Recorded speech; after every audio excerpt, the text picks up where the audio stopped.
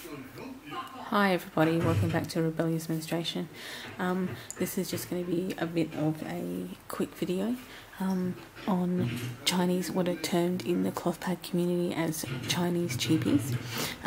These are two examples of that, and this is an example of a wet bag that is also a Chinese cheapie. You will have noticed if you look up on Amazon carries a lot of Chinese cheapies, as does eBay, that this is also a pad backer. So essentially this this material here and this material here is very similar. Also, when I first started with my cloth pad journey, I had at least 3 pads backed in this material. This one here, as you can tell, is got a tag, Little Aussie Monsters, on this wet bag that's sewn onto it. So this is essentially what Little Precious Stars does with her budget range, is order them from a Chinese factory and have her logo sewn onto it, like this Little Aussie Monsters one.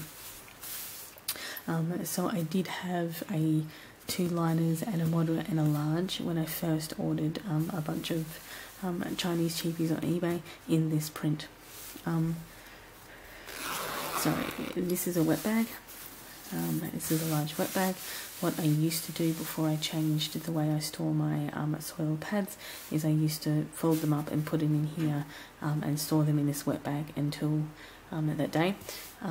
I do actually keep this one because the print is actually really cute, and I do like this butterfly print, but also these are really useful when you go to the beach or go to that type of stuff, is that when you change back into your clothes you can just put your wet clothing in here until you get home.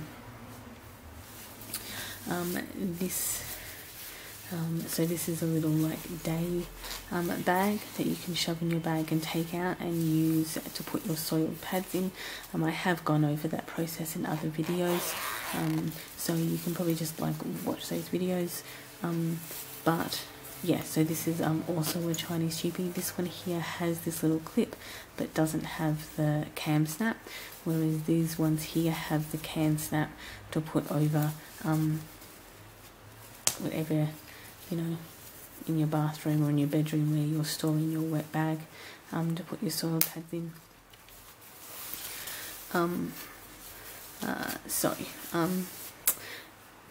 Look, if this is what you can afford, go for it. At the time when I ordered my initial batch of Chinese cheapies, I think I ordered 6 liners, 10 moderates and 10 heavies.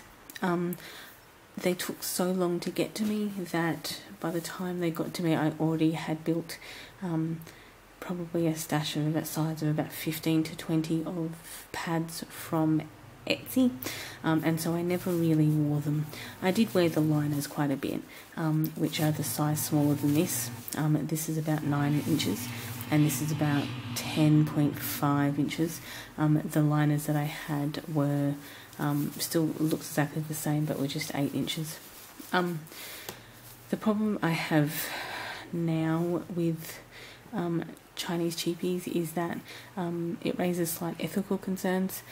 It raises slight slavery concerns, and the fact that these people probably aren't paid a lot to make these, and so I think kind of quite quickly, even though I'd made an initial order over eBay without actually really thinking of the consequences of my actions, now I would never order them. And so it just raises ethical concerns. Also, there is a really good video on how these factories communicate with resellers from Flow of the Goddess. I will link her video down below to watch it, because she goes through, she contacts several of these factories and says, oh, can I come out and inspect the factory? All but one turn her down, and the one that took her up on the offer could not guarantee that any of the pads that she would be buying or purchasing from them would actually then be that factory that she inspected. So she did it as part of a kind of social experiment, in the sense of seeing, you know, what happens if you wanted to find out where these types of pads are made, and essentially she couldn't. So I will link, it's a couple of years old now, but I will link her video down below.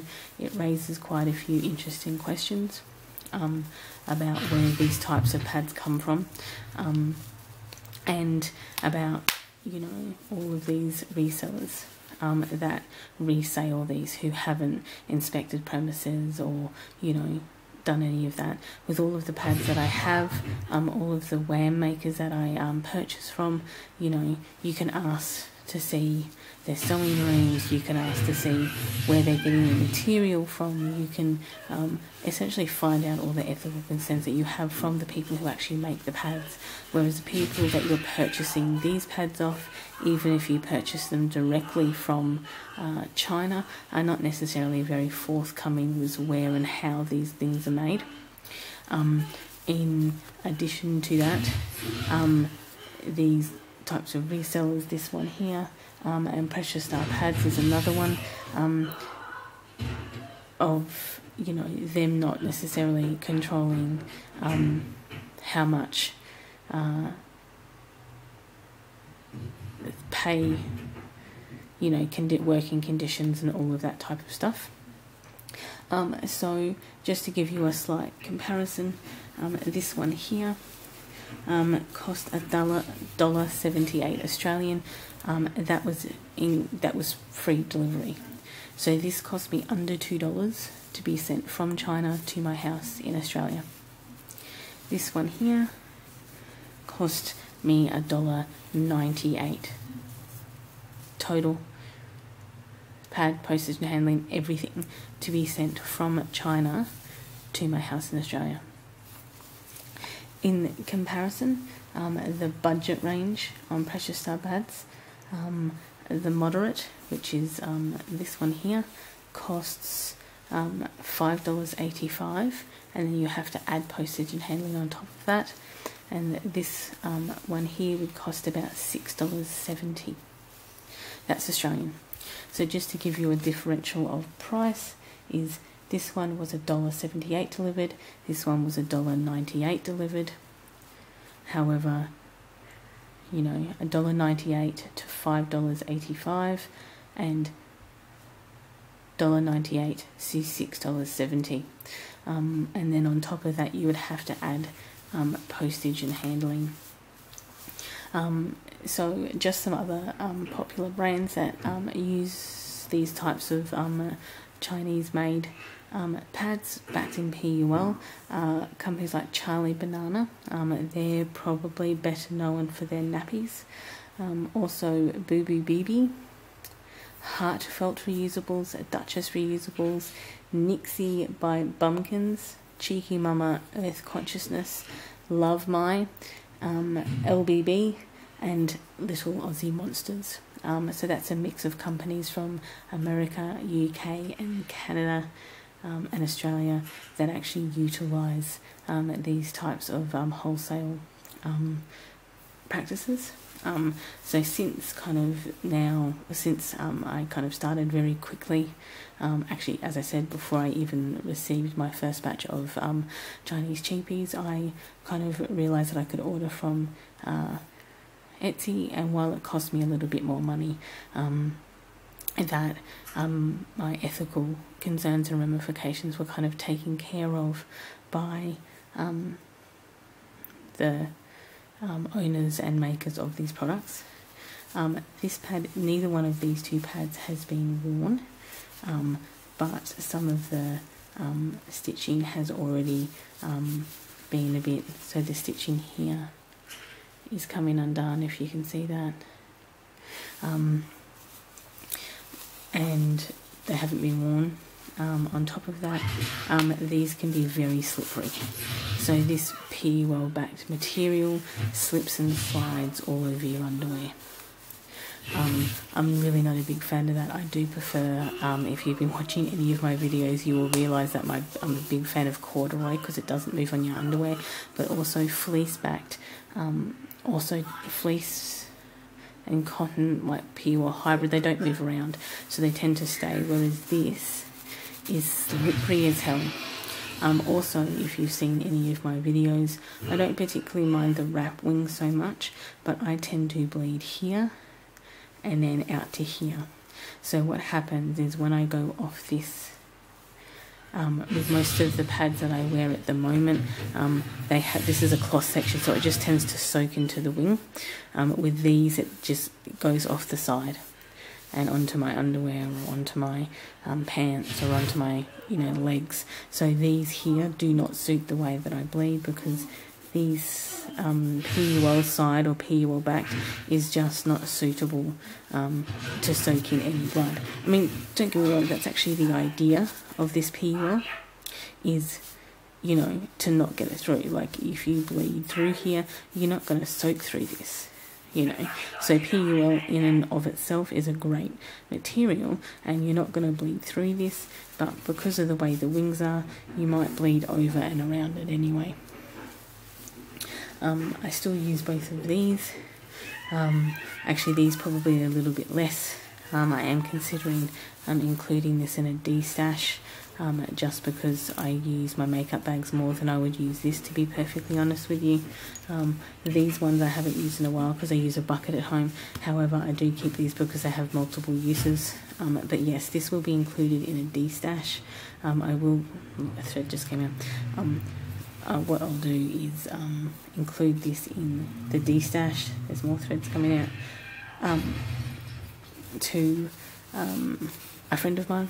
I'm giving her a variety of pads. I will be uploading a video about it. So to be honest, like, she has nothing. These are a good option for her, to just kind of give her an idea of what's out there, what sizes and materials are options. And you know what, these do work for quite a few people. There is a online blogger called It's Just Kelly. I do actually love her period vlogs, they're quite funny, but she has a collection of these with the chevron print from Amazon, which are Chinese cheapies, and she loves them. So I will be de-stashing these two at least to my friend, so that she will get use out of them.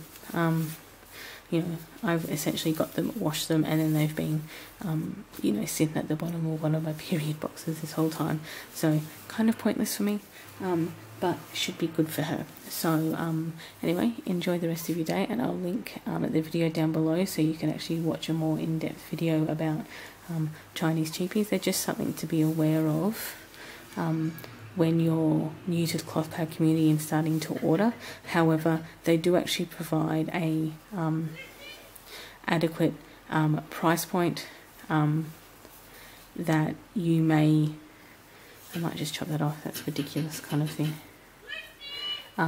What I might do, but they do provide, as I said, this one cost $1.78 and this one cost $1.98 to get delivered from China to my house. So this, so there might be more viable options for you to build a stash with before you actually, get enough money to purchase WAM makers. So they could possibly be a viable option for you, but I'm just questioning whether the workers' rights and the paying rights of it is a bit suspicious that you can get 2 of these delivered from China to Australia for essentially $4. So I'd be concerned of who was getting made, who was being paid to make this. However, these could work for some women, and if you don't have the money, then you build a stash this way. You may be able to actually get a stash which will actually end up saving you money in purchasing single-use products, which is also possibly quite much more environmentally friendly when you consider, even if these last 3 or 4 years rather than 10, you're probably still better off. Any of that, enjoy the rest of your day.